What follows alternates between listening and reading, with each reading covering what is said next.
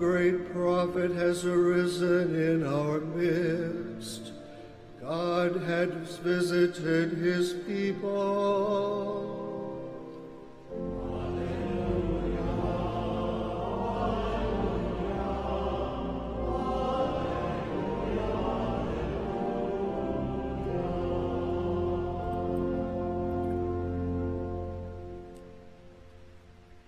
The Lord be with you. And with your spirit. A reading from the Holy Gospel according to John.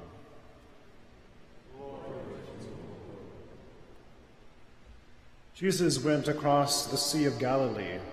A large crowd followed him because they saw the signs he was performing for the sick. Jesus went up the mountain, and there he sat down with his disciples. The Jewish feast of Passover was near. When Jesus raised his eyes and saw that a large crowd was coming to him, he said to Philip, "Where can we buy enough food for them to eat?" He said this to test him, because he himself knew what he was going to do. Philip answered, 200 days' wages worth of food would not be enough for each of them to have a little. One of his disciples, Andrew, the brother of Simon Peter, said to him, "There is a boy here who has 5 barley loaves and 2 fish, but what good are these for so many?" Jesus said, "Have the people recline." Now there was a great deal of grass in that place. So the people reclined, about 5,000 in number. Then Jesus took the loaves, gave thanks, and distributed them to those who were reclining, and also as much of the fish as they wanted. When they had their fill, he said to his disciples, "Gather the fragments left over, so that nothing will be wasted." So they collected them and filled 12 wicker baskets with fragments from the 5 barley loaves that had been more than they could eat. When the people saw that the sign had been done, they said, "Truly this is the prophet, the one who is to come into the world." Since Jesus knew that they were going to come and carry him off to make him king, he withdrew again to the mountain alone. Gospel of the Lord. Praise to you, Lord Jesus Christ.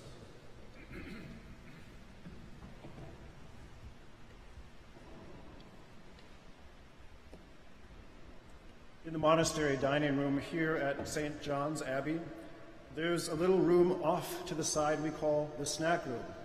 You can get a snack there, coffee, cookies, or it's a place to eat if you're unable to eat with the community at the regular mealtime. A while back I was having a rather busy day, or so I thought, and was snacking in the snack room, standing up, eating quickly from a bowl of soup for lunch. An elder monk, we'll call him Father Meinrad because it was Father Meinrad, of happy memory, he looked at me curiously and said, "You know, Michael, the way you're eating is not very Benedictine. Sit down and tell me what's up with your life." With annoyance, I thought to myself, "Grr, can't you see I'm busy?" But my Minnesota nice kicked in, dang it. And I sat down and we had a really nice conversation. I had 10 minutes for Meinrad. Why be in such a hurry, Peterson? I had 10 minutes. What a beautiful thing, simply to enjoy one another's company around food. And how's it going? How's it going? I believe this is the way of Jesus. In the gospel, sheer genius, how Jesus takes ordinary stuff and forms of it salvation. 5 loaves, 2 fish, simple words. Have them sit down, recline, and eat. No formal invitation, no tuxedos or gowns, no first having your life all together and then come to eat. Simply a call we've all heard before. Take and eat. The thoughtfulness, the kindness of Jesus sounds too ordinary, but on closer look it means you've had a long day. Be strengthened by food. You probably haven't eaten for a while. Don't go away on an empty stomach. There's a full day tomorrow, and I have much more to share with you. Familiar, thoughtful, relatable words. We've heard time to eat from mom and dad, a spouse, family and friends, but hearing that from Jesus.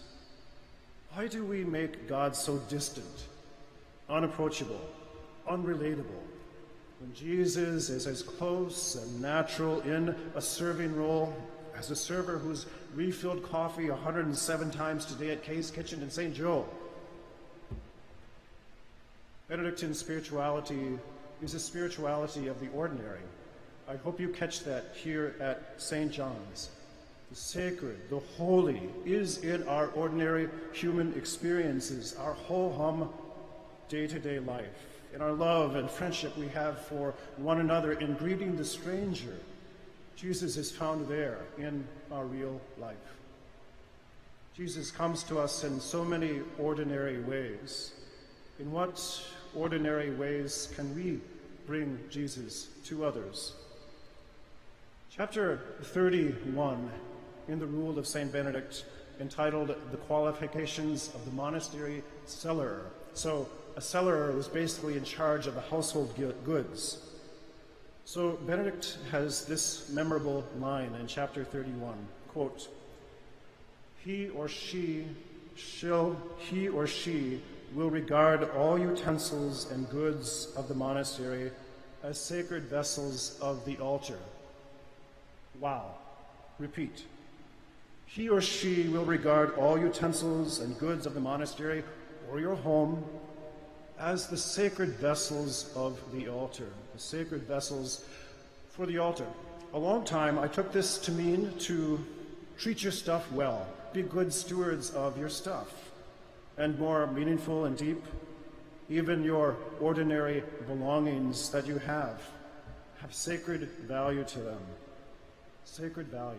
In other words, reverence everything that you own as if they were the chalice and plate we're using today at Eucharist. The ordinary, sacred, very Benedictine, good.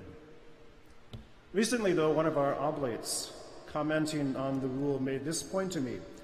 He said, what are the sacred vessels of the altar used for? Therefore, bringing Jesus to people. Duh. Therefore, bringing Jesus to people at this Eucharist. Jesus is present to us when we eat and we drink from the chalice and the plate. Very good. I believe that Benedict is saying that our whole life, including all the utensils and the goods that we own, are ways of bringing Jesus to others. Pots, pans, dinner table, computer, car, boat, rake, shovel, hoe, desk, pen and paper, cell phone, even your shoes. Let's do a little spiritual practice. Wiggle your toes. Wiggle your toes. You feel your shoes? Your shoes are sacred vessels of the altar. How do your shoes bring Jesus to others?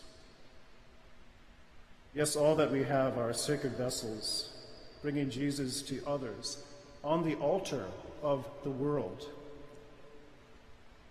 The great mystery and beauty of this Eucharist is that we receive Jesus in the most human of ways, as hungry people, listening to the stories of Jesus with open hands, eating and drinking together.